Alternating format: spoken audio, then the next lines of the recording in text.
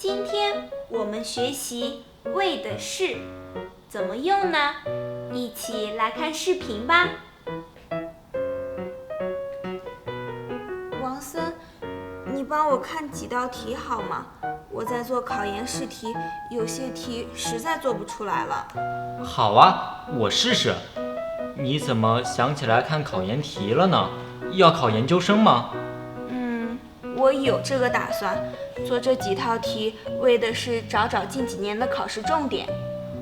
那你好好准备。其实现在研究生考试竞争非常激烈，很多人努力考研，为的是将来能找一个好工作。不过，我为的是能继续深造，再提高一下专业能力。不过，我家人也希望我早点找个好工作。对了，你现在实习的怎么样？都适应了吧？适应了。前几天刚刚跟同事们一起合作完成了一个项目，收获满满。太好了，看来你去这个公司实习还真是去对了。是啊，这个公司虽然平时很累，但是业务范围挺广的，锻炼的机会也多。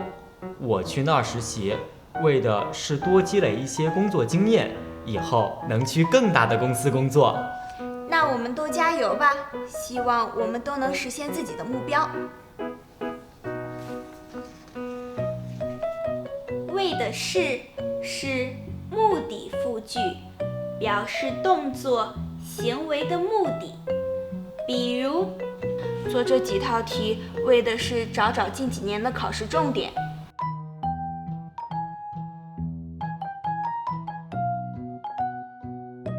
很多人努力考研，为的是将来能找一个好工作。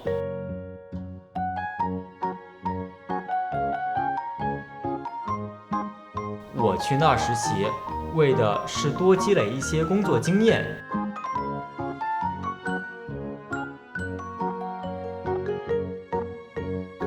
大家明白了吗？跟我读。做这几套题，为的是找近几年的考试重点。很多人努力考研，为的是将来能找一个好工作。我去那儿实习，为的是多积累一些工作经验。